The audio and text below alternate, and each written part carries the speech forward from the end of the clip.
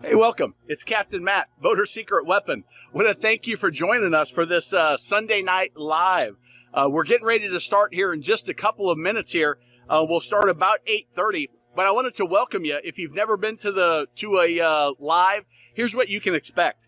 Just go ahead and chat in your comment section, on whether you're on Facebook, whether you're on YouTube. Just ask your question, leave your comment there, and then as we go through the time, I just kind of scroll down all the comments and I try to answer them. Now, if it's something that I need to ask you a question, I may ask you a question and just put it in the chat again, and I'll come back and I'll get that information so I can give you a more personalized response, something that's going to really add value for you. This is just something I do. One, it's great fun. I really enjoy it. It's helpful for the community, just sharing my knowledge. Now, one thing that you need to know, I don't know everything about boats. I know a lot about boats. I've been a boater since I was 5. I've sold boats. It's something that is a big part of my life. With that said, I don't know everything. Matter of fact, sailboats, have zero experience with sailboats. Bass boats, very little experience there. Bow riders, deck boats, center consoles, jet boats, twin engines, stern drives, outboards, inboards, all of that I have experience with. And if I have an answer, I'll give you my best answer. If I don't have an answer, I'll try to give you a resource that will be valuable for you. If I have an opinion, I'll try to give you that opinion, but let you know this is what I think, not what I absolutely know. So I look forward to it. Here's a little video intro that a subscriber made for me. Thanks, Bo. And we'll see you on the live when it kicks off here in just a moment.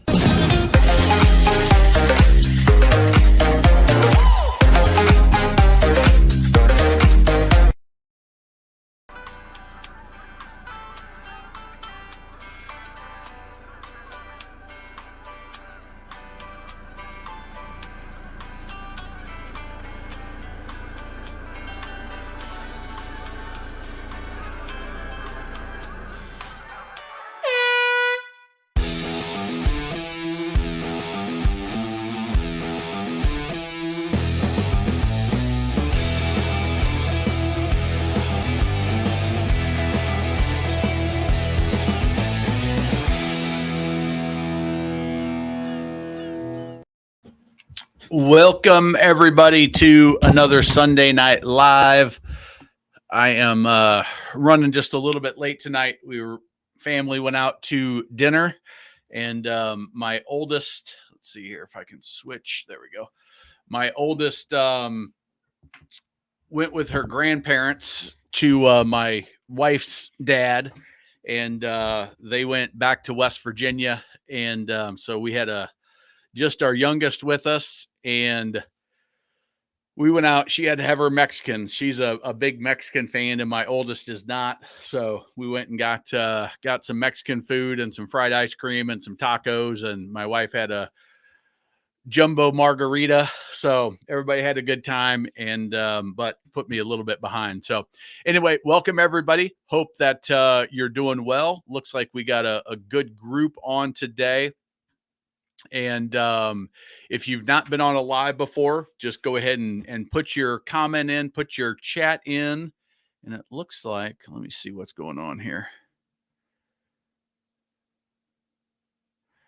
Looks like we may not be live in one of the groups, but are some of the, if you are on and you can't chat, if you ask a question and I don't get to it, go over to the live on the YouTube platform, because I'm getting an error that that some of my comments aren't getting posted in some destinations. So I'm not really sure what that's all about. But welcome, everybody, and good to have you on. Jason, sounds like he is out on the water on Lake Cumberland, which is awesome. He dialed in and sent a picture a couple weeks ago, was out. Bo up in Seattle, welcome. Kings in the City, welcome. He's been a regular here the last few weeks. Tom, good to have you. And let's see. Kinkosen Fitness, first time here, found your channel a few days ago. Welcome. Good to have you.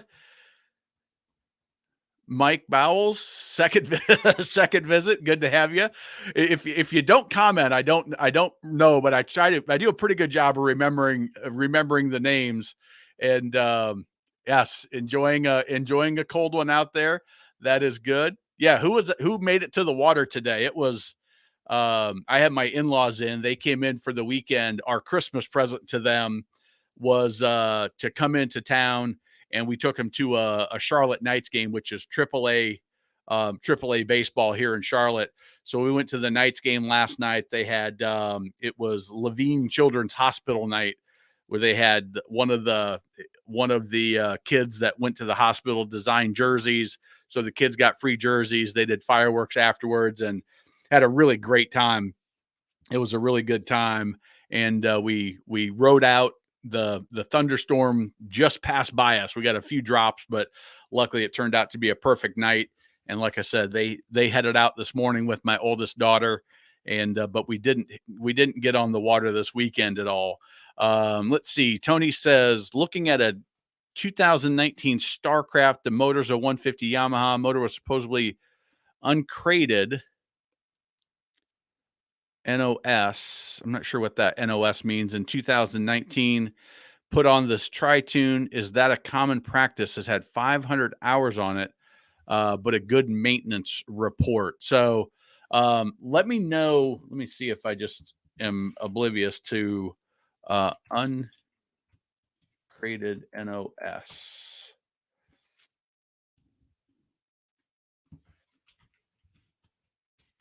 Yamaha motor.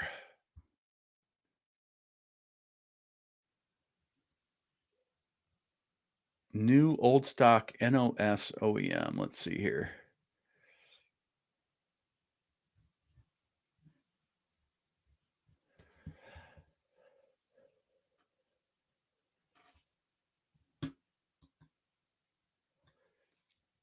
I'm not sure what NOS is.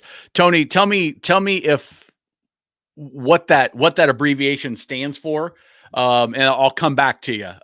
The 500 hours. I'm gonna assume that maybe that was on a rental boat. That 2019. What's that? 4 years old. That seems like maybe not 100 hours a year. That's not crazy. It's definitely higher than you would expect, but it's not crazy. You got another easily 1,000 to 1,500 hours. Probably would say 1,500 hours on that motor. But let me know what uncrated NOS means so I can get to you. Ray, welcome from Indiana. Hit that like button for sure. And Tony, thanks for being on the channel and joining us. Ken, Ken, we've got people that have changed their screen name just because they're on so much, and it's easier. It's easier to say, or they've changed it for one reason or another. So I'll go with Ken now that I know that's easier. Please explain how to use two batteries on a newly acquired pontoon. Okay, so here we go. NOS new old stock. Okay, I got you. I'm going to come back to you on that, Tony. But I'm going to go to this one first because I think this is a really great question too. Hang on a second. I didn't turn on one of my lights, and I think that's making things look weird. Okay, so the the battery. All right, so it depends on, Mike, what year you have, what the battery switch looks like. Let me pull up because they made a change. Um I'm not sure what year it was, but they went from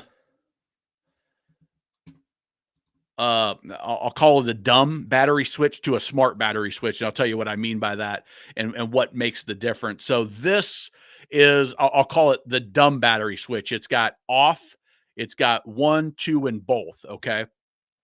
Now the newer battery switches look like this one here, where it just, well, actually the new ones just have on and off, okay? And there's a sensor in there that senses what battery to go to based on the charge and how it's set up. Here's the way it works. So electricity goes to the the path of least resistance. Okay. So when you're running your battery, the path of least resistance for electricity is to go to the battery that's most charged. So what that means is that it's most of the charge from your alternator is going to the strongest battery. Um, so what you want to do is when you start it, just go to, if your battery is in good shape, go to one battery or the other. If it's on the older style where you have one, I'll see if I can get a little bigger picture of this, one, two, or both. So if you see that right there, one, two, or all, or both, and they would have two different banks. If you've got four batteries, battery one and two would be on channel one, three and four would be on channel two, or however you tie them in, and then all puts all the power together. So if the battery's good and charged, you would run it on one day. The next time you're out, you would run it on two. And what you're doing there is you're making sure both batteries are equally charged. You're making sure both batteries are equally charged. And that's gonna make them both last the longer time. Okay.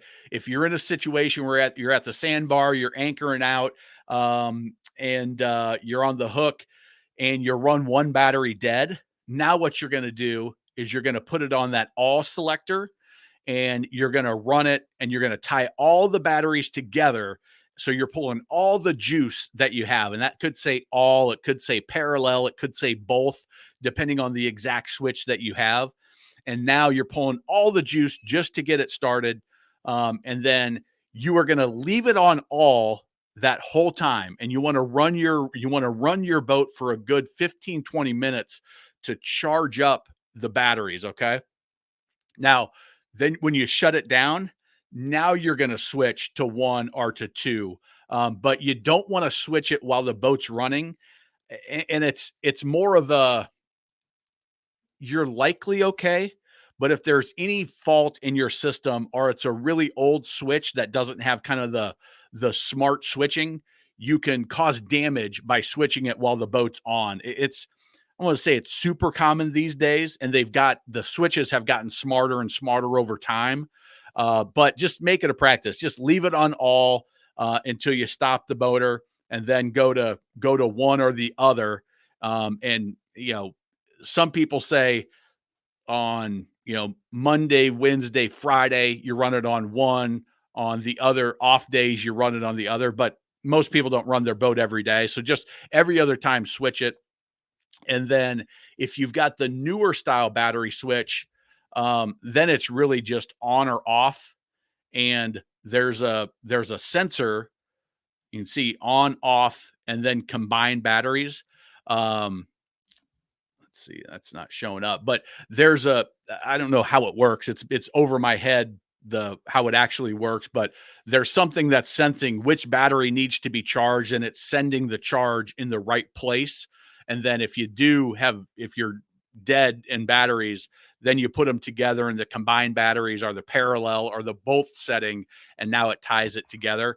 And these are, I don't know, I'm going to say these type of switches have been out for 7 years, 5, 7 years, maybe more. I don't really know, but they've got some intelligence built into them about where to send that charge. Okay. But with that older style Perco switch, that's the right way to run it. And again, when the motor's on, don't switch it. Just leave it set until you turn it off, and switch it while it's off. That's going to be your best practice. Okay, so now I know what NOS means, new old stock. All right. I've not heard that language before. I would call it leftover. So, all right. So Tony, let me get back to this. Looking at a 2019 StarCraft, the motor's a Yamaha 150.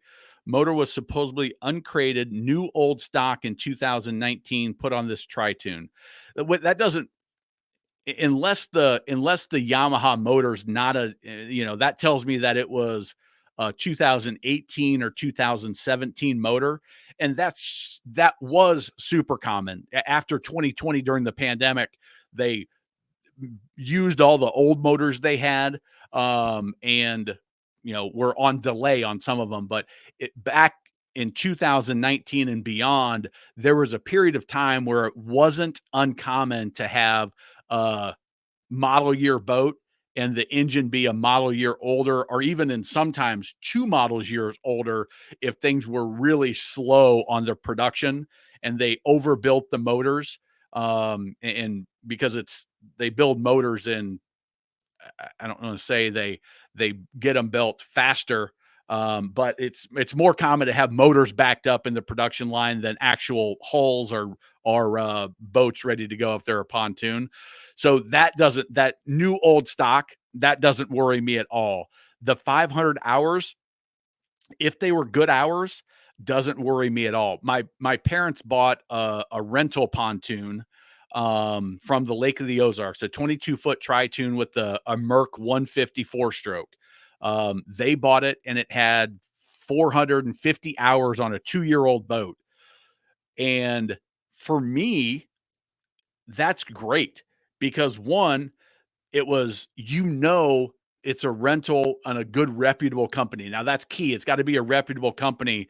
This was a reputable dealership that I knew the people down at the lake. They've been in business for a long time. They take care of their stuff, which means that they were putting 200 hours a year on it, which tells me that in Missouri, where they boat 4 months out of the year, that oil got changed every 2 to 3 weeks. And they ran through it and they, changed the impeller. They changed the gear lube. The prop probably got dinged up from time to time. And they, as long the skeg wasn't broken off, Lake of the Ozarks isn't a shallow lake. So you don't run aground too much there. Unless you do something really, really, really dumb, getting into a tiny part of the lake that may be too shallow. So in that situation, I'm not scared off by 500 hours on a 5-year-old or 4-year-old motor. That doesn't worry me at all. Make your offer appropriate, get service records. If it was that rental or a boat club boat, something like that, they'll have service records. And I just want to see that they did everything that they needed to. And if you've watched some of my videos on, let's see, what was that video called? How long? Here we go. This video, how many hours is too many hours on a motor? I did this video like 6 months ago, and essentially what I say is for pleasure boaters, 1,000 to 1,500 hours is the useful life of a motor on a pleasure boat. Now, the caveat is commercial engines that are run continuously, run every day, are maintained the way I talked about. And sometimes you can get 2, 3, 4, 5, 6,000 hours on an engine that's run every day and really, really well taken care of. So that would be, if it's a rental boat, that would be the type of situation where I would say, hey, as long as the boat's in good condition, as long as the engine has been serviced properly, and the price is right, then I'm okay with that. So a couple caveats for sure, as with anything, but I'm not scared off by either of those two things if those others are in line. Okay, so Ken, we got Mike. Batteries we got, current situation in your inbox. All right, so Jason is gonna rub it in a little bit where he's enjoying life, and I love this. If you guys are ever out or you ever want to now that is how you do it right there. That is enjoying life. Oh, you guys aren't even seeing this. I'm just showing this on my screen. Sorry. So that is 211 on his 24, what is it, 247 Commander, his C Pro Center console on Lake Cumberland, with his wife or his girlfriend. I don't know for sure, but that is how it's done on a Sunday evening. And you can see the sun going down. I bet that sunset is beautiful.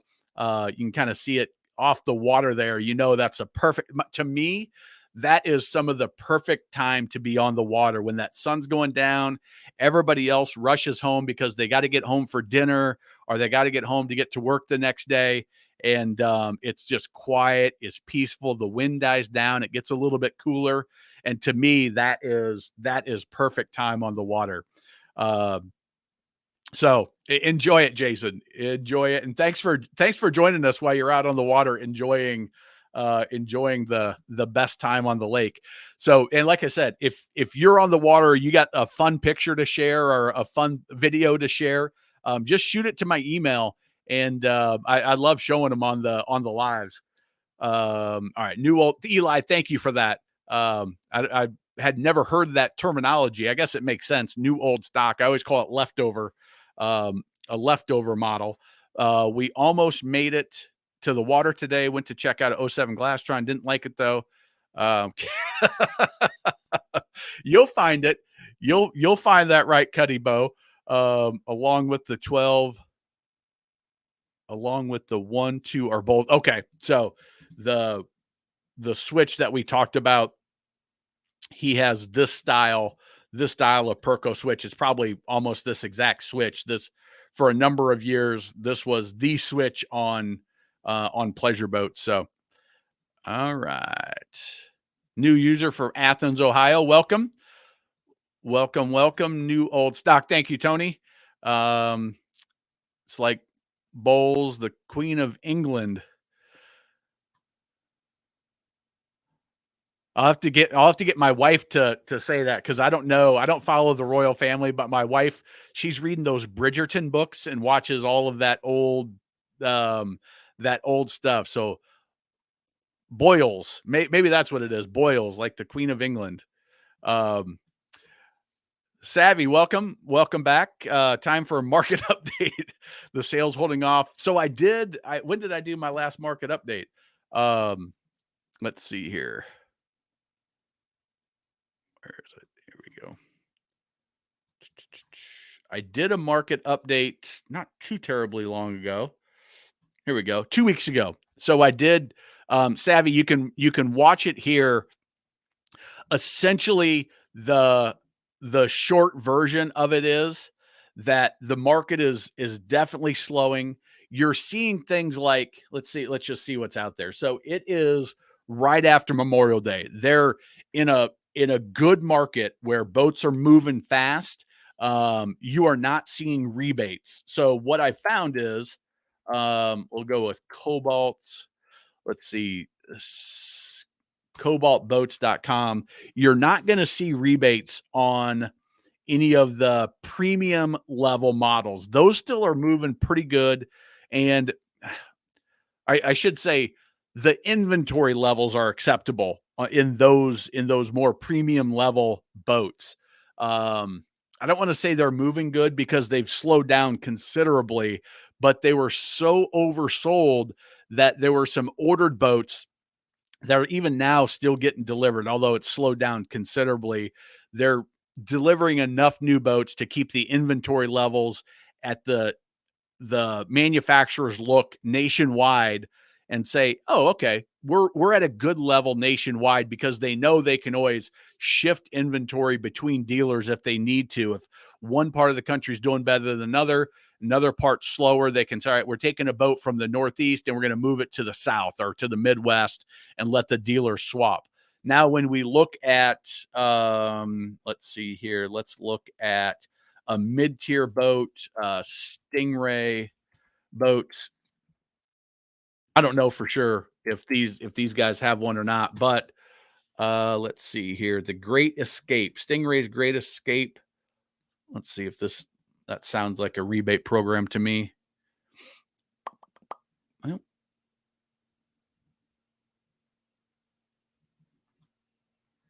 price your Stingray.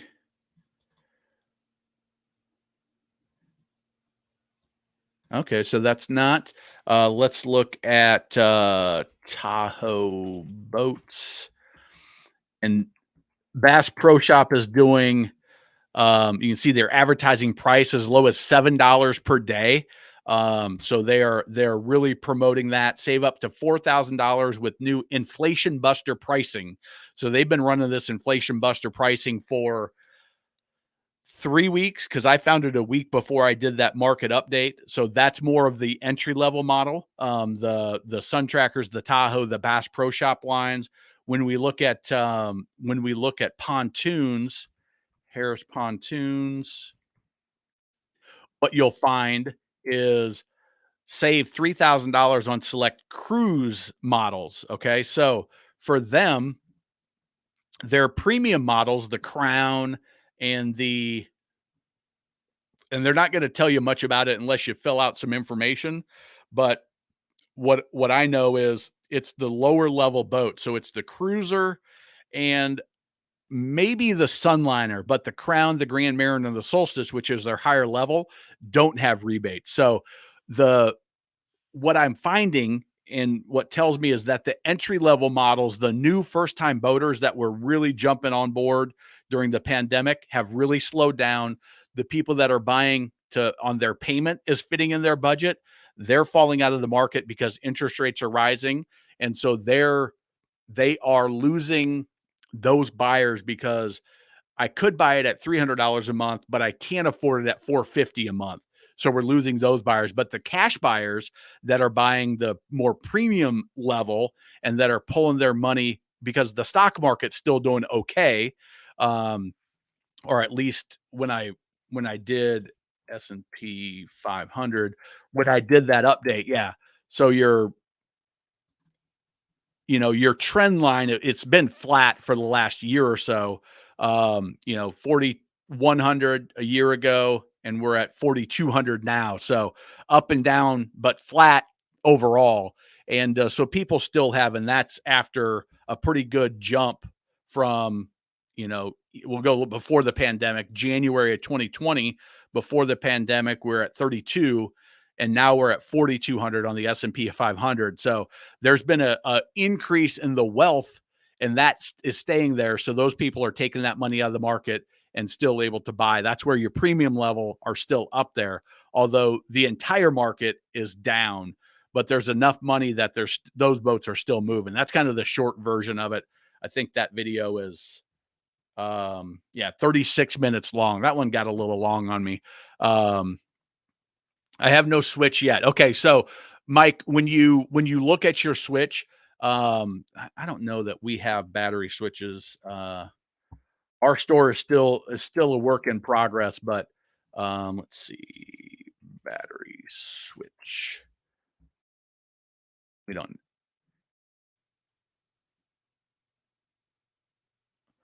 We don't have just the switches yet. We've got the chargers, but no switch. And I know we don't carry Perco. So what you want to find is you want to find the let's see here. E-Series isolates your start house battery. So that isolation is what allows you to, if you switch that, it avoids the damage that can be caused by switching the switch while the engine's running. Protecting your electronics. Yeah, that isolating switch prevents accidental discharge of the starting bank, protecting your electronics from engine starting sags and spikes.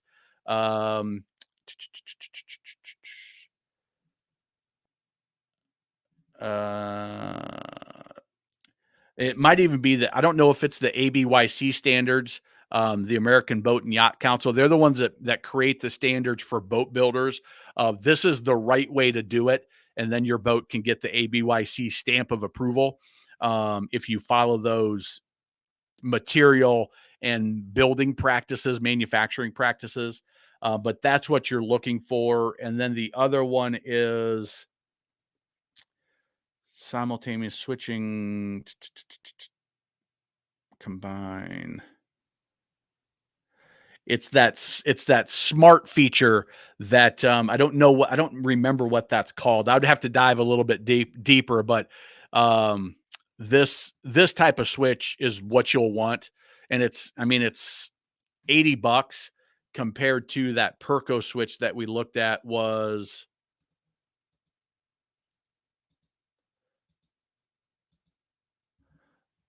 that Perco switch is 52. So for an extra $20, you get the smarter one, and you don't really need to worry about it. It kind of does some of the smart thinking for you. And I don't know that they're any more difficult to install if you're going to install it yourself. Mine says on, off, and combine. Yeah, that's um, Ken. So that's this style. I call it the newer style. I'd say this is just more advanced technology um, that than this older style Perco, which is why it's a little bit cheaper, but really not that much cheaper. Um, Matt, good to have you. Please also explain the purpose of deep cycle. Do you have to have one? Okay, um, so you've got a cranking battery, and then no, that's not right. All right, you've got house batteries and cranking batteries, which are, I don't know, they're just batteries. The deep cycle are going to be for like your trolling motor, something that you're going to need to have for a long stretch of battery. And the house batteries, like, let's see, cycle. So the deep cycle is going to give you power for a long period of time, like you're going to have running your trolling motor, and it's not going to take a charge from the alternator. It's a deep cycle. It means it's going to go deep. It's going to go long. The cranking battery is what's going to run. I'll call it your house battery, your cranking battery. That's going to give you the jolt that you need to crank your engine off. Okay, so you can run, your lights, your accessories, some of your electronics will run on that. But something that needs a longer life of a battery is going to have a deep cycle. So, Mike, depending on what type of boating you do, that for me, all I need is the cranking batteries. All I need is this inner. Nope, that's a deep cycle. Um uh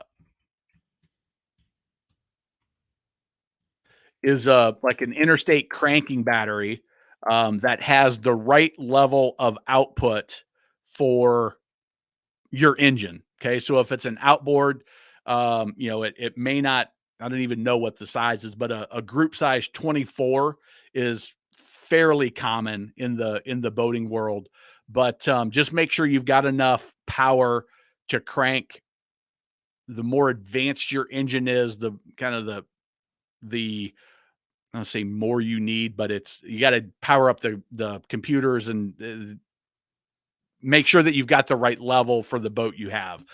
The deep cycle is just going to be for that extra stuff. A lot of fishermen are going to need that deep cycle battery, and that's going to be um they look very similar. Um let's see, 77 amp hours and 700 cranking amps compared to this one's 1,000 cranking amps, and I don't even know if they'll give you the hours. Yeah, because it's not designed for that long-term pull. It's designed just for that. Boom, need a bunch to start it up, and then we're going to come down and we're just going to maintain, and we're going to be recharged by the alternator. Um, so they don't even have the amp hours listed. So for the deep cycle, you want to match that to how long you're going to be out there. What kind of trolling motor? What are you going to run your electronics off that battery? Versus running it off your house batteries. How many batteries do you want on the boat? That's going to be a style of boating determined, if that makes sense. Um, so again, not knowing your style of boating, Mike, you may or may not need that deep cycle, but just to run your boat, run your battery. If you've got the on-off switch, the two batteries you're going to have are going to be the cranking batteries. Okay, so they're going to have the non-deep cycle. They're going to be like this marine cranking batteries, and that's your switch is going to just go on off, and that switch is just so that you can charge them both equally. So you're charging number one on day one, next time you're out number two, next time you're out one, next time you're out two. You run the batteries dead, you tie them together via the parallel or the combined or the both or whatever switch you got, and you get it started up. you run it, charge them both. Next time you start it up, you go back and forth again. And that's how, for me, that's all I've ever used, because I don't do any fishing or the stuff that needs a long, steady stream of battery power. And those batteries, those you've got to put on a charger to amp them back up. Those aren't going to get charged off your alternator. As far as I know, there's no way to do that, and that's not how they work. So, good to see you. How many acres would you say is a large lake, medium-sized lake, small lake in terms of? I don't know about acreage. All right, so this is Fremont Lakes, Nebraska. All right, so this is a small lake to me. This is the lake I grew up on boating. Let's see if they say how big it is. 40 land acres and nearly 300 water acres and 20 split lakes. Okay, so 300 acres, and we were on, let's see if they've got the lakes listed. Go boating.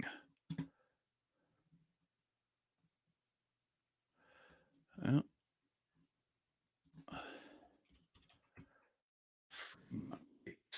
Give me the,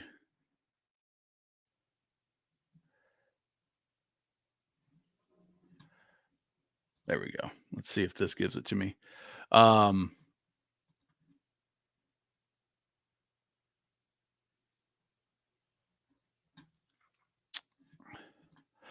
I'll show you the map. That might. All right. So these are the lakes that I grew up boating and skiing on. So we would ski on Victory, which is, let's see. I've never looked at it from the air before, so and it's been years since I've been there. Let's see. And these are just sand pits off of the Missouri River.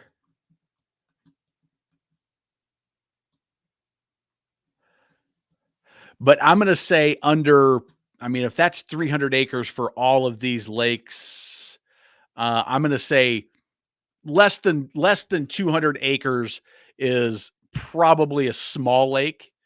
Okay. So if you look, these sections, if you're not from the Midwest, this is a mile by a mile section. Okay. So that's how they split up the Midwest in the farm country, is every section's a mile. And the Victory Lake Campground.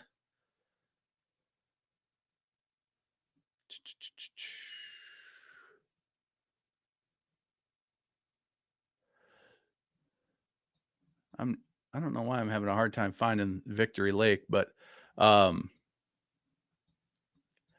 and maybe they've even changed it since I've been out there. But anyway, that's a small lake. Okay. Branched Oak is, and part of it is, so Branched Oak, this is the marina that I worked at when I was in college. And this lake is, let's see if we can find out how big this lake is.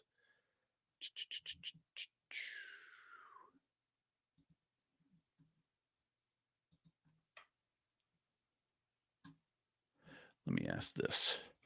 How big is,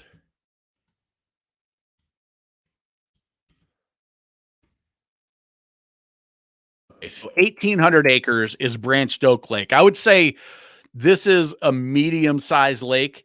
It's on the smaller size of a medium lake, but I call it a medium-sized lake because it is wide open. Okay, so if you look at, let's see if we can see the satellite layer. If you look at it, the lake is just wide open. There's nothing to block the wind, and so it can get a little bit rough. The wind can be whipping across the lake, and the whitecaps build pretty big. But it's got a little marina. You can store your boat there. If we dial in, they've got 1, 2, 3, 4, 5, 6, 7, 8, 9, 10, 11, 12, 13, 14, 28, 28. We'll call that 60. We'll call that so 100, 120, 150 wet slips. And the boat ramp, a little marina. This is where I used to work. Well, here's the marina. That's a restaurant. So that's a medium lake. It's got some of the amenities. It's going to get rougher because not necessarily because of the size, because of the openness. And then, so that's 1800. And then Lake Wiley this is the lake I sold on, and this is a dammed up river. So when you look at any lake that this has got a lot of shoreline, you start looking at miles of shoreline. I think it's how big is Lake Wiley? I think it's like 300 miles of shoreline, so 10.6 miles of water. I don't know what that is in acreage, but 325 miles of shoreline. That to me is a bigger lake. You know, it's not Lake Norman, Lake of the Ozarks are significantly bigger, but once you get to that size, it's big enough to put a 40, 50 footer on and cruise, which means it's going to get rough from traffic. Branched Oak isn't really going to get rough from traffic. It's going to get more rough from wind. And even though there's a good number of boats that are out there, it's not because they're big boats and that it's a lot of traffic. It's because that wind is ripping and there's nothing, the water's open. So that would be, for my experience, that's kind of where I would say, you know, if you're talking 100+ miles of shoreline, okay, now that's a big lake. If you're measuring it in, 1,800 to, I don't know, call it 10,000 acres, that's a medium sized lake. You haven't got real big. If you're measuring it in much smaller, and you can ski around that lake 3 times, like we could on the Fremont lakes, that's going to be a small lake, smaller, 18, 20. We put a 22-foot boat on that lake in Fremont. And it was too big. A 22-footer was too big for that lake. That's going to be small. So hopefully that gives you kind of an idea of when I talk about, is it enough to run on a big lake? It's usually, I'm thinking in terms of roughness and the other boats wakes that you're going to encounter when you're out there. Tony, you're very welcome. Bo, after dropping a prop on my foot today, I realize it's time for new steel toe shoes. Yes, that you don't want to. I don't have my big damage prop. That's just a little aluminum one. Hopefully it wasn't stainless steel. Hope your toe is okay. You're doing all right. Yeah, ouch for sure, Ken. Some of the best fishing and views is sunrise on Lake Michigan. I've not been on any of the Great Lakes, so that is on my list. Michaela, fiance. Well, congratulations, Michaela, and thanks for joining us. I appreciate it. As Bo would say, thanks for bumping up my subscriber count, my view count. I hope you are enjoying the boat as much as it looks like in that picture. Let's see. I still got you up here. It appears that the center console is suiting you two very, very well. So thanks for joining us. All right, let's see what else we got. Tried boat out yesterday on 3-foot wake from a cruiser plowing water going up. Yeah, that's Jason. That is exactly 211. That is exactly what I like to do when you get a new boat. Is one, you get the feel for it. If you don't have the comfort level in operating it, our best boat captain programs are fantastic. I know it's me training, but just the feedback that we've gotten from people that are first time boaters. I've trained enough boaters one-on-one on their boat to be really, really good at it. And we've got all the different versions now, the outboard, the stern drive, the pontoon, the twin, and the wake and jet boat coming out later this summer. the next thing to do is just get to know your boat. And that means, on purpose, put yourself in a situation that you might likely run into on accident. You're running down the water and a big cruiser goes by, and next thing you know, you see this big old 3-foot roller coming at you. Well, how does my boat handle that? What's the best angle to hit it? What's going to happen if I hit it at kind of an odd angle? What can I expect my boat to do? Every boat's going to be just a little bit different. And once you get to know what your boat's going to do, now, if you get in a situation like, oh crap, I didn't see that one coming, now you're going to be like, I know what to expect. I know what to do and not to do. I've seen on Facebook, I've seen several of those Sea-Doo switches flipped over. And the most recent one I saw was the hat flew off. If you've been boating long enough, this has happened. You're cruising down, you got your hat on, the wind catches it and it flies off. You pull back the throttle, you turn real quick, and you go back to pick it up.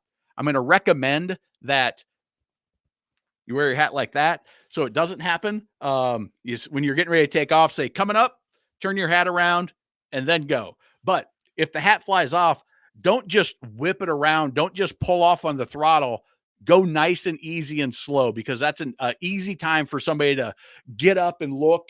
Or if there's somebody behind you that's not expecting you and you just pull back that throttle from going fast enough to blow a hat off 30 plus miles an hour, and you just pull back the throttle and turn, somebody's coming up behind you. They are not expecting that at all. So ease back on the throttle, turn and look, have somebody just point at that hat. You'll turn, look, find it. Worst thing is you got to buy another $20, $30, $40 hat. You'll be okay. But knowing what to expect, and they said the switch hat blew off, switch just cranked it. Well, I saw contradictory information, but 4 to 6 people on a 21-foot switch, boom, it caught a wake, it flipped it, and now you're in a really bad situation to save even this awesome Boat Buyer Secret Weapon hat. If this goes in the water, I can get another one this was custom stitched, so it was $50, way more expensive than it should have been, but it's okay. That's better than flipping your boat, putting people in danger. But if you know what your boat can and can't do, and you get into some more challenging situations, you're going to avoid those types of things. So that's very smart of you, Jason, is in the very long-winded way that I do on these lives. That is a smart thing to do, under control, on purpose. What happens when I hit this big cruiser wake? Hey, wow, that handles it really well. I don't need to be too concerned about it. Ooh, if I get in the trough and I hit it at a very shallow angle, why don't I have my tow boat here? But if I hit it at a shallow angle, I get really rocking and rolling. If I hit it at a 45, that's pretty smooth. I hit it straight on 90. That kind of leaves a little something in my knees. So just check those things out. Shelby, congratulations on the crown line. And welcome to the live. That's a new name I don't recognize. So welcome, and send me a picture, Captain at Boater Secret Weapon, and we'll show off your new crown line. Bass Pro has been doing the Inflation Buster since mid-April. Okay. Yep. So that when you start seeing those types of things if you see it during boat show time, that's normal.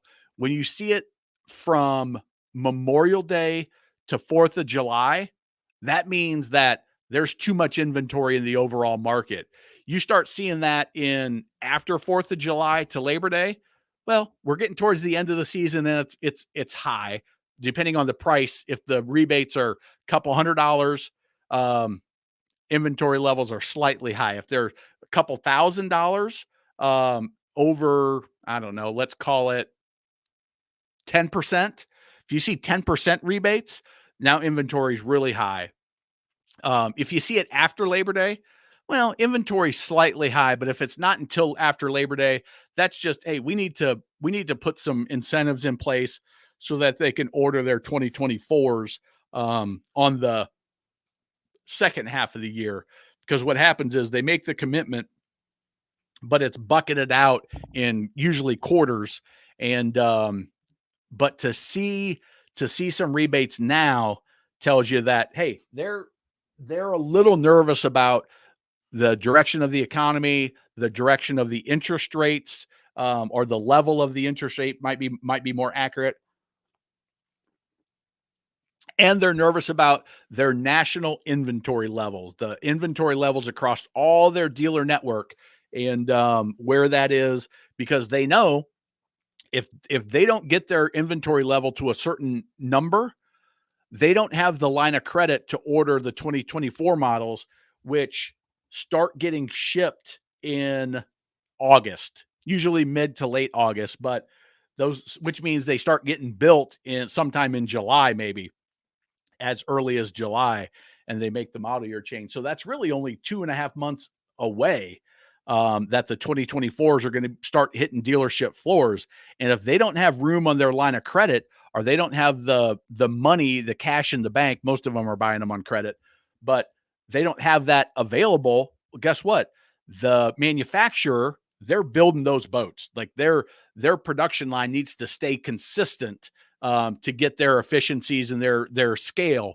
So if they can't build those boats, now they got to shut down their line. That throws off their efficiency. That makes them less profitable.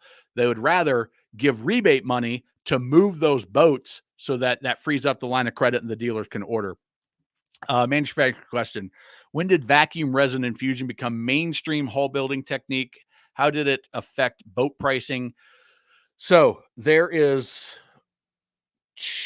well, say two. There's more than that, but there's only a handful of major manufacturers that are doing the vacuum infusion. It came out maybe 15 years ago, that I heard of it. And it's, well, I wouldn't even say that. Vacuum.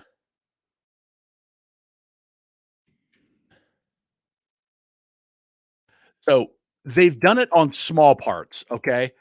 Small parts, anytime that you see a piece that is gel coated on both sides, smooth on both sides, that's the vacuum infusion process, the VIP process. um so let's go to when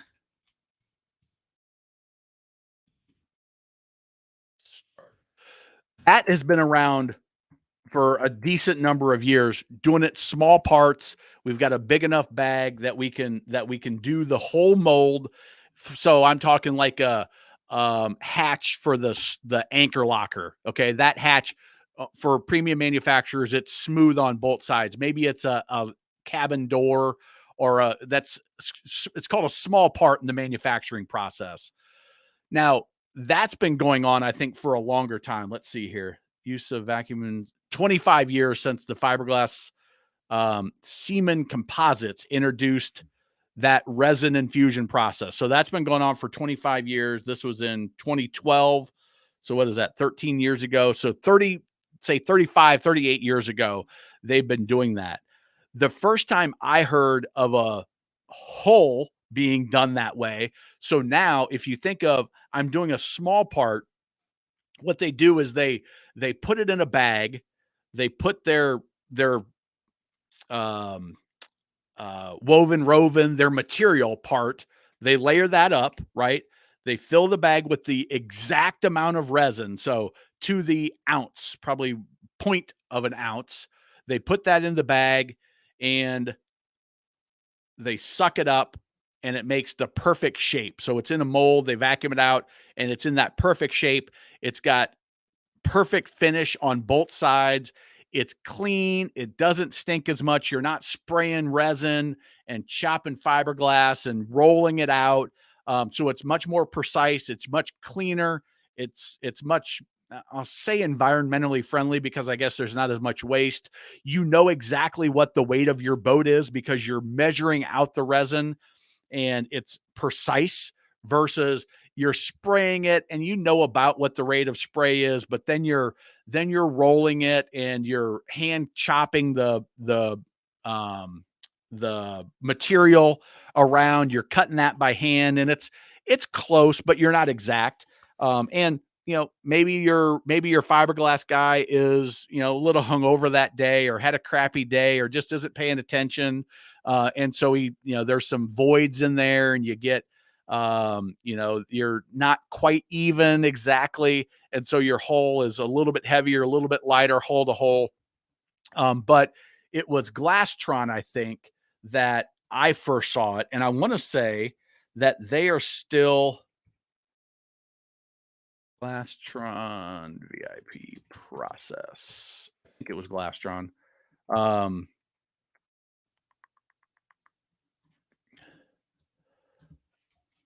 who uses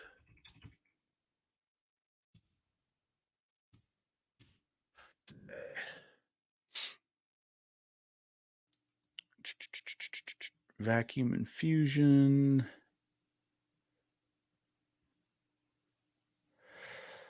So I know Contender. I think they do some vacuum infusion. Um, let's see.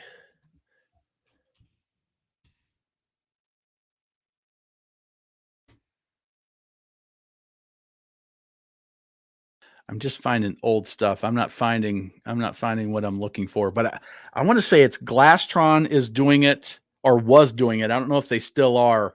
But here was the problem is it's expensive. It's more expensive to do, and you've got to have these big, huge bags to do it, and so it's never really caught on because the advantages haven't outweighed the economics of it. And I don't know, and maybe it's just the investment, the upfront capital investment to switch over from open molds to vacuum molds.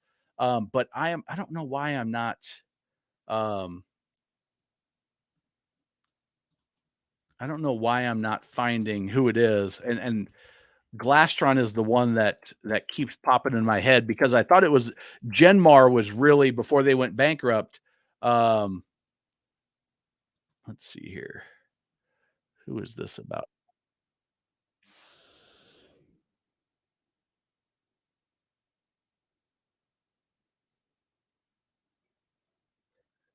Cobia. So let's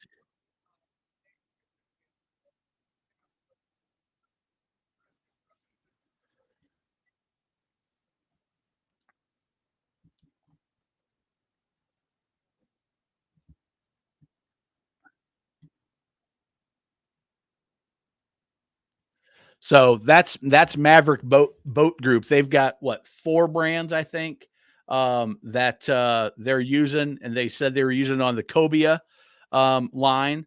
So he said they've been doing it for 20 plus years. Um, and there is, let's see, Sportsman vacuum infusion. I only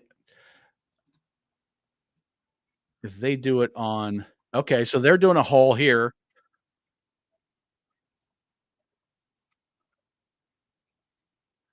So they're okay. So they're saying there's pluses and minuses. So they must be using it on very specific models. Um, but they're everybody's using it. Not everybody. Most people are using it on their small parts. But when you start to get big, this is the open mold process, and this right here with that big bag is the vacuum infusion. You can, if you think about if you've got a vacuum seal for put your steaks in it when you cut them up and you throw them in the freezer, that same concept. You're just sucking all the air out, and then you suck out any of the resin, and now you've got no voids. Everything's perfectly set up. But there's some negatives to it because not everybody has gone to that technology. All right, I feel like I didn't answer that question well at all, but spent a lot of time on it. Um, since February. Okay, so they've had that since February. That's the inflation buster pricing. And it would make sense because Bass Pro Shop is selling definitely to that entry level buyer. And with the $7 a day, they're selling to hey, we're buying this on payment. Generalization for sure, but that's how they sell in that environment. Let's see. Advantages of VIP include higher quality, better consistency for sure, higher glass content, specific strength, stiffness, good interior finish, faster cycle time, lower cost. Yeah, because when you do the open mold, you've got to do it layer by layer. So you lay down your gel coat layer. And if you watch my How Boats Are Built video, I walk through this a little bit, but you lay down the gel coat layer first, you spray that on the mold, you get that to the right thickness. They take this little instrument, it's like a little razor blade with that they stick into the gel coat to see that they've got the right mils thickness of the gel coat, sprayed evenly, let that dry. Then you lay down some type of barrier layer so that water doesn't get in. Then you start laying your material, your woven, the Kevlar that Cobalt uses, whatever your mat is. And there's different, cross woven, single, there's diagonal, there's all these different styles that give you, hey, we want this in the keel, we want this on the gunnels, we want this in the bow, we want this in the stern. And so all these different combination of materials, let's say 5-7 layers, lay that down, glass it, let it dry, lay the next layer down, glass it, let it dry. And in between though, they're rolling it to get all the air bubbles out, the voids out, and any of the extra resin out. And then they just trim the edges and go.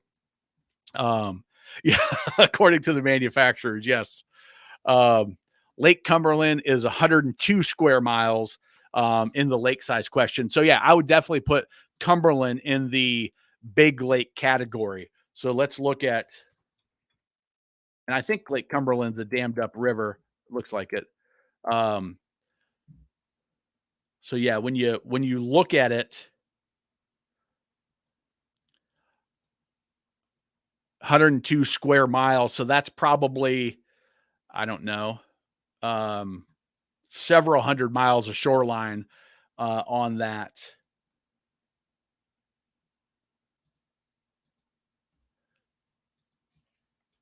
How many?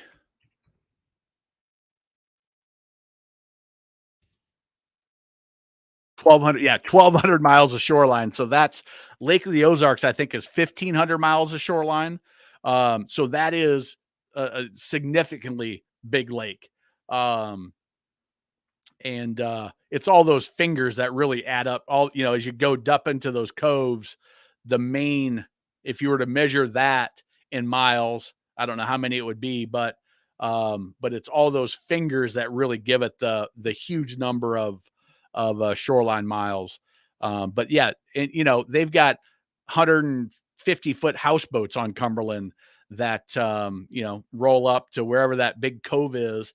I'm going to guess it's back in here somewhere that they go and have a big time. Thoughts on Parker 920 Explorer Max in general? Live in Florida. The sales rep told me, which I wasn't sure of. Good thing or not, boat was light compared to others in the class. It's good if it's well balanced. But Parker boats, I'm not familiar with the 920 exactly. But I do know Parker. Let's see here.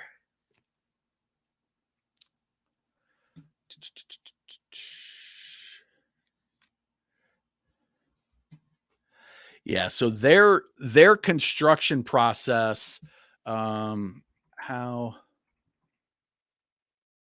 I don't know what dealer you're looking at, but you can watch the factory Parker.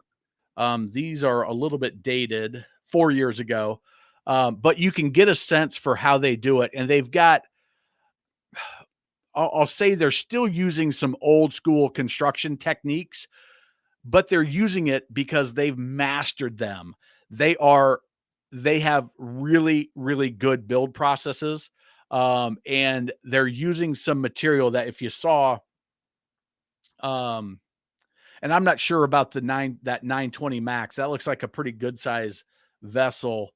10 meters. So it's 30 plus feet, 33 feet. And see big, I don't know if you're in the States or not. This looks like it might be a European model. Let's see if it says, and if it's a Parker measuring it in You live in Florida. Um, that's interesting that they are showing it in meters. I wonder if that is, oh, okay. That's because I'm on the European site. Um, let's take a look here.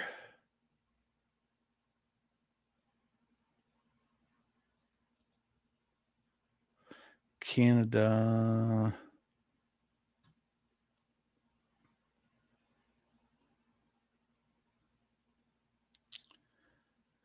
Interesting. That is, this appears to be a European model, which is interesting. That they're all European boats coming up, but beside the point of the exact.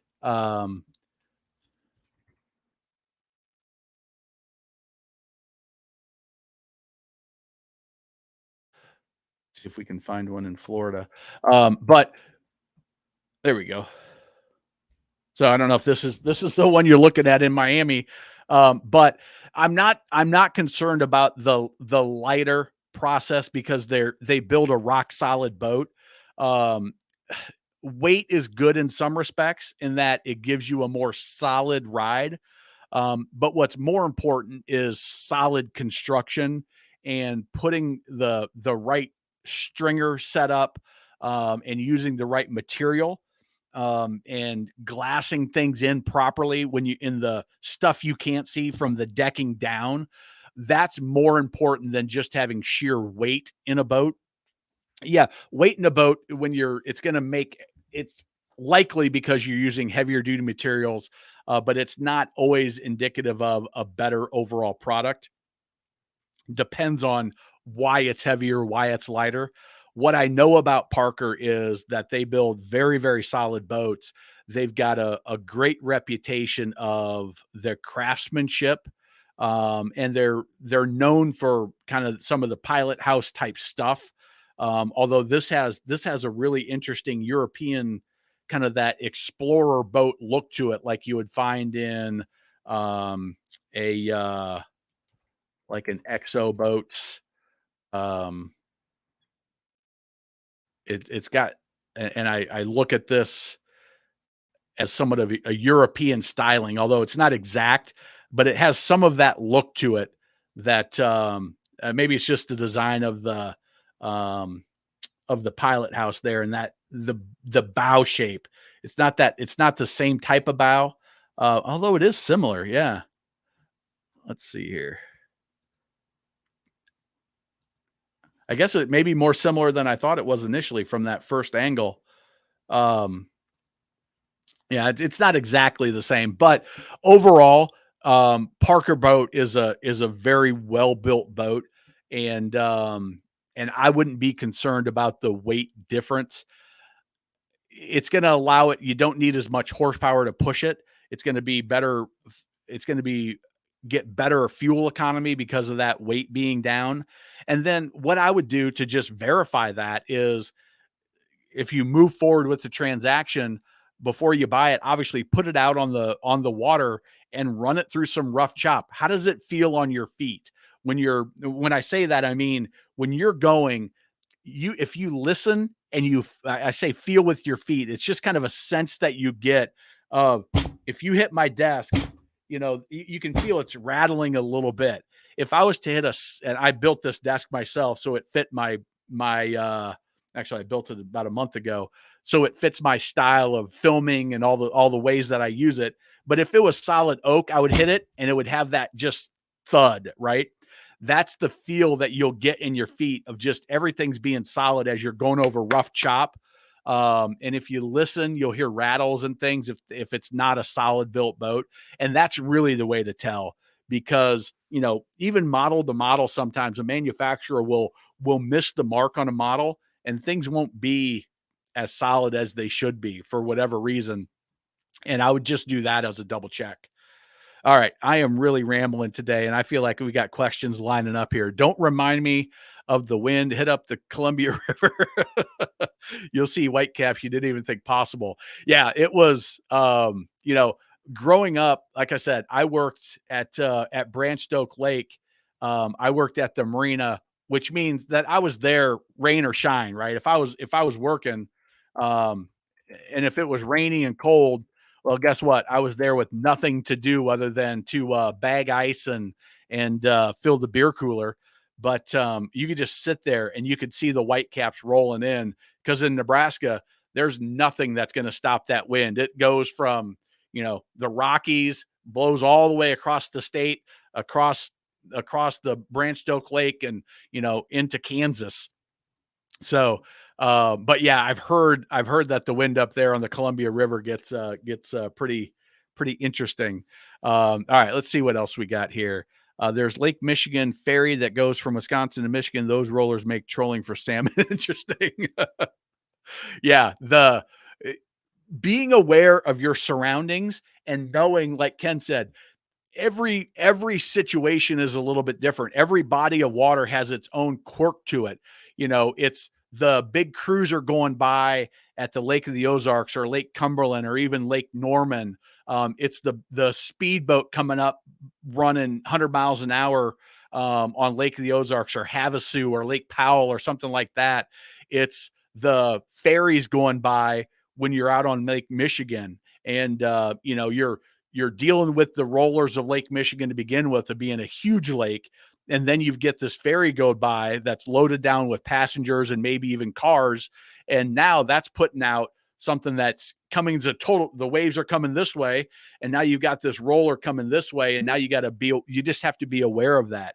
Even on Fremont Lake, which is a tiny lake, we used to ski around an island in a circle, and you had to know, if you were skiing or boating, that you don't just pull back the throttle, because there's likely somebody right behind you.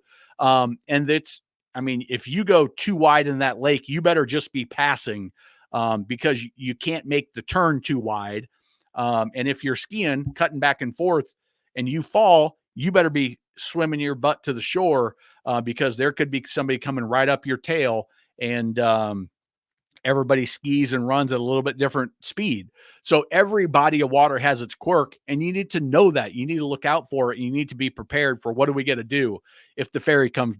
Hey, we know there's the ferry. I know that at some point that wake's going to get me. Hey, I'm pulling a skier on this little lake, and I used to ski on Ginger Cove in Nebraska, and they had this thing called Skinny River, which, again, the water was perfectly calm because it was this little tiny river, and if you cut out too deep, too far, you could get real shallow. But again, if you fell there, you had to get off to the side. Every lake's got its quirk, and you need to know, you need to be prepared, you need to have a plan, and tell your other people if there's something that impacts them. Sean, welcome. Just throwing out a safety consideration. We just had a fatality today here at Norris Lake. PWC in a boat, PWC rider was the fatality. Yes, Sean, that is unfortunate. I haven't heard about that one yet. I'm going to pull it up not on my screen, but Norris Lake, just to see if there's any information that we can learn.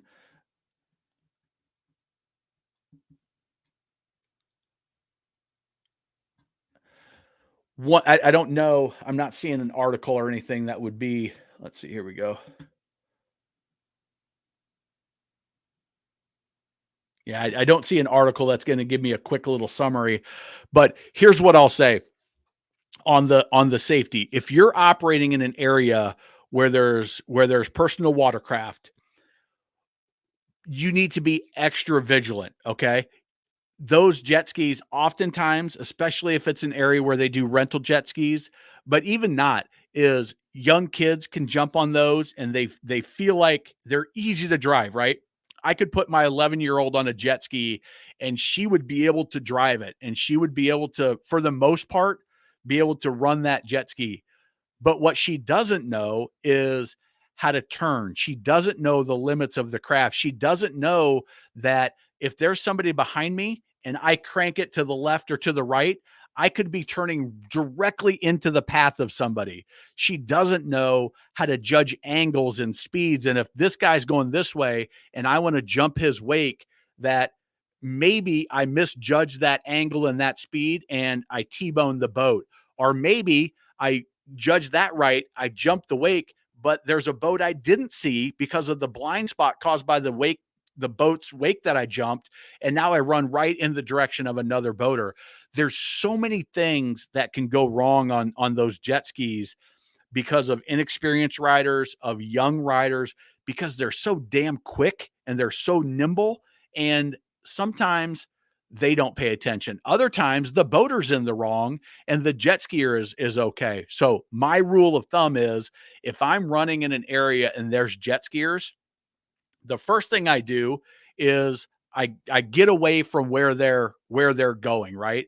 The second thing I do is I keep in my I teach it in the best boat captain program, but I teach a 360 map, a mental map of what everybody's doing and what other boats are around me.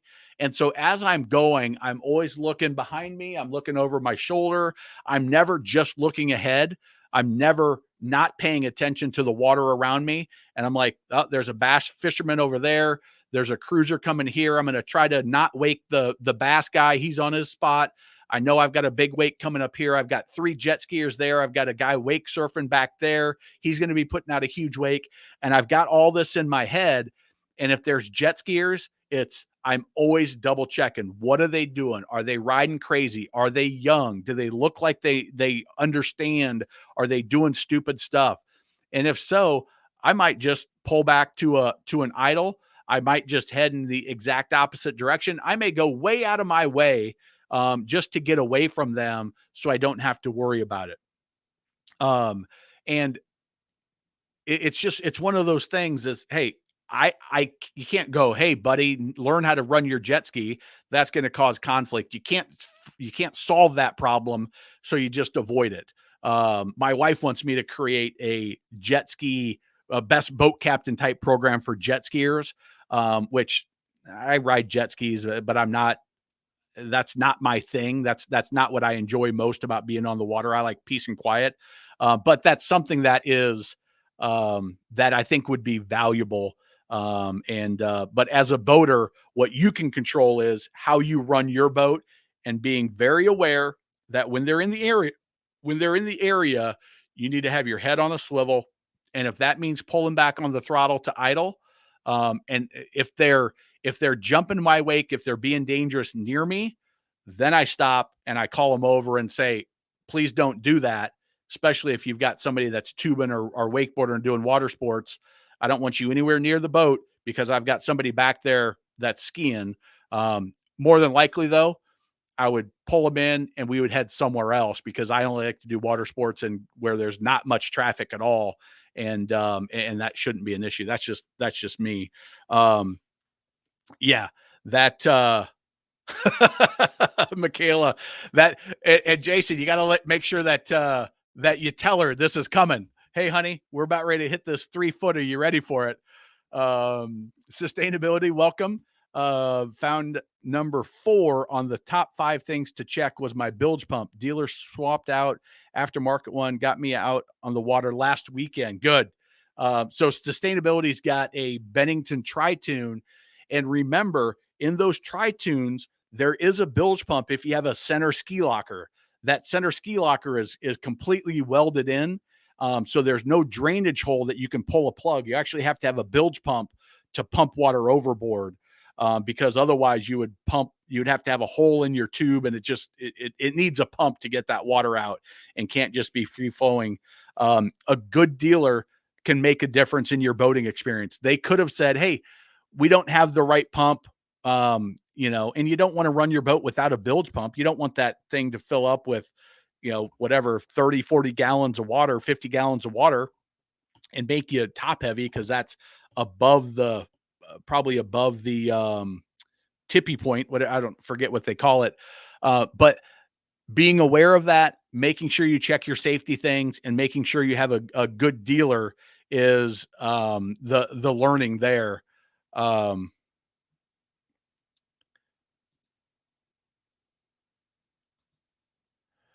right. Looks like we got some issues going on. Um, Sorry about that. I just saw some of the nonsense that was going on in there. I don't know how that happens because it seemed like Ken was asking reasonable questions and a real person. Um, so Matt, my email is there's my email, Matt, for you. You can email me there at any time. Um, all right, let's see here. All right. So yeah, sorry about those comments. I'm not sure what people get out of doing that, but again, if you've been on the channel, Ken, that's I didn't think that was like that didn't seem right. It seemed like you were a reasonable person and a real person, but it just I don't tolerate any racism, any stupidity, any just being disrespectful in general. I don't have any time for it, any interest in it. So you ought to automatically get blocked and banned, and uh, so that yeah, and Ken, that tells me that wasn't Ken. That wasn't Ken because I blocked them and kicked him out of the group, and Ken's still here. So that was just somebody else that they spoofed him and went crazy. So all right, Matt, I flashed my email up there, so you should be good. Blue, welcome, Blue. Or yeah, so Blue Evans is I happen to know Blue is a dealer in I want to say Marietta, Georgia. Somewhere on Lake Altoona is where he is, and carries JC pontoons. What else? What else do you carry? But a great dealer if you're down in that area. Him and his wife run a great shop, and they do a very nice boat. They do a great service. They're just down to earth people and are focused on not being the biggest dealer in the area, but really taking care of their customers and having a good relationship. So welcome, Blue. Um, yeah, Irwin Jacobs. He was big on the that's Genmar Holding Company. Is he has since passed, and his his his brands went have been sold and spun off multiple times. Um, Genmar Holding Brands.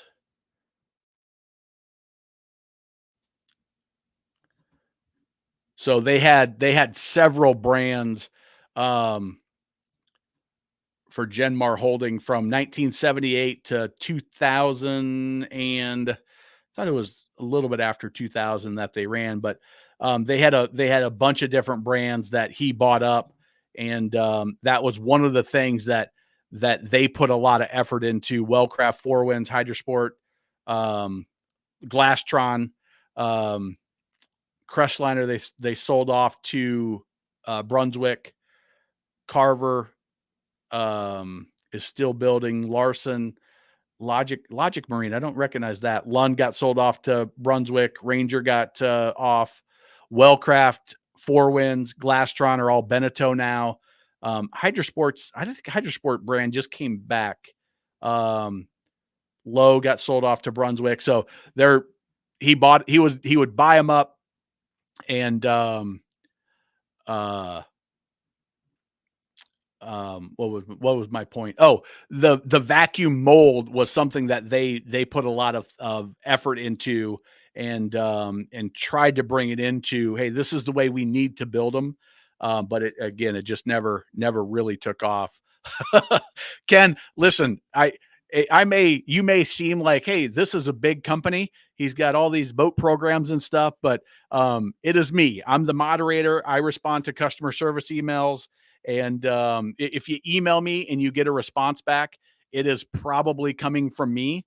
I've got some marketing people that help me out that are in Ohio, and they run my Facebook ads and help me with some of my sales email campaigns.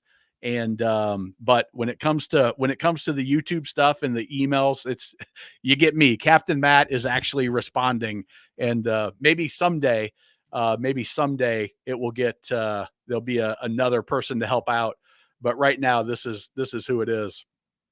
So Blue says epic boats, epic boats.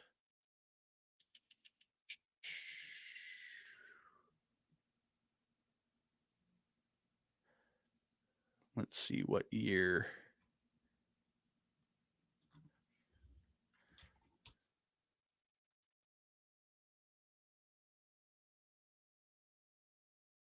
All right, so 2020 is the last year that they're on Boat Trader. So I don't know if they're building anymore. There are so many dang um there are so many dang boat brands out there that I try to keep up, but there's probably more brands that I don't know than I do actually know. So all right, so I'm not seeing them building boats right now. Um, yeah, Benalta. I'm not sure. I'm not sure what that was all about, but they're gone. And yeah, as far as we know, or I know it's not Ken because I can kick anybody out at any time. But the problem is when you see my screen is I only get like 5 or 6 comments deep. And so if it happens after the first 5 minutes of the show, the comments, it takes me a while to scroll. Um, yeah, I think we got them. Let's see. Here we go. All right. Okay, all right. So we're gonna see Matt. All right. Rick, if you happen to be on, um, all right, let's see what Matt's up to. All right, so this is Matt. He just sent it in, and this is a chaparral. I can tell by the back there. So this is the chaparral that he bought. If you remember right, several lives ago, Matt was asking about the the difference between like this horsepower and that horsepower, and I'm trying to explain it in words when it's really you've got to describe it. So Matt, I don't know if you're out on the water right now, but that is I want to say a 21 SSI, maybe a 23. I don't remember 21 or 23 SSI, but a good looking chaparral. And again, send me your both. Thank you very much. um,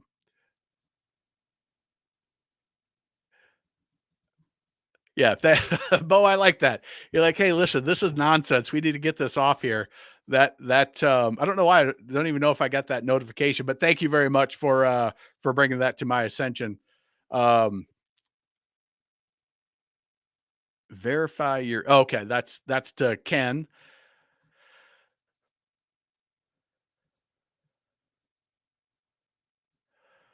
All right. All right, we got it again. Ban that guy. That I think that's the same folks that were um all right, I'm just going to scroll through here and get this out of here. All right, sorry about that. I may need to call in a moderator and put my wife on standby to get all this nonsense out of here. All right, I'm going to scroll through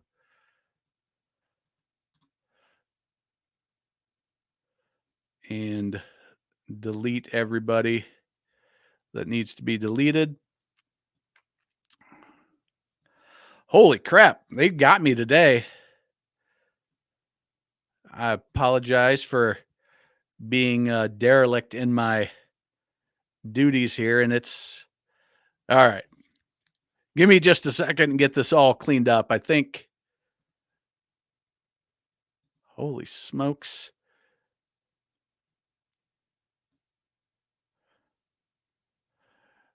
All right. All right. Okay. All right. This is ridiculous.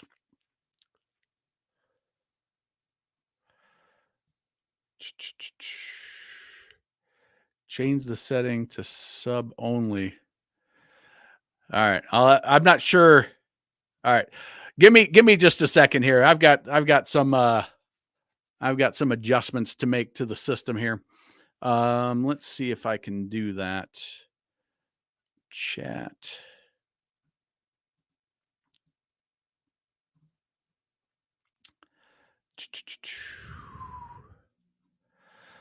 Oh my God. And I don't understand what the enjoyment they get out of this either. It just it boggles my mind that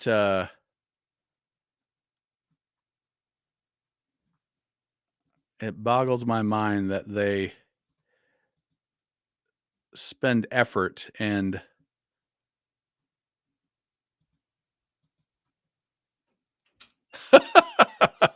all right, guys. So we've gone for an hour and a half. My youngest would like to say, hey, we may have to, if this doesn't clean up a little bit, I may have to just shut down this live and do a new one. I've got people all sorts of making stupid spam comments and being ridiculous. Will you give me more time? You got to talk to your mom about that. I'm working right now, as you can see. You want to say hi? Hi. So this one's the only child for the next week. So she's enjoying it. All right. So let's see. Can I join your next one?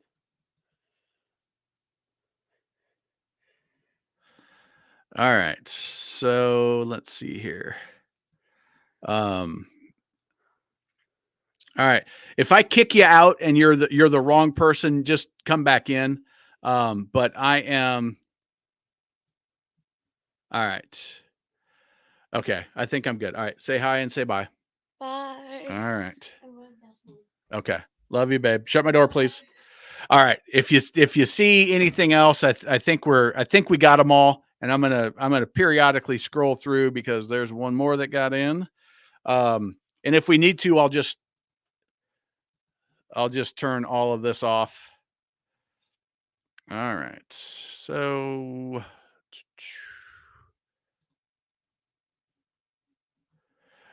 all right. They're banned.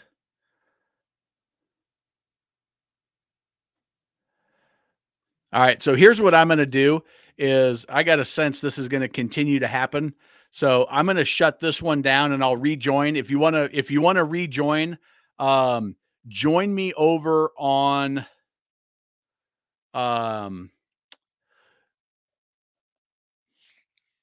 join me on Facebook. I don't think we have, I guess we're big enough now on YouTube that these problems happen. Join me on Boater Secret Weapon on Facebook, and I'm going to go live there. If we get a bunch of people coming, I'll stay on.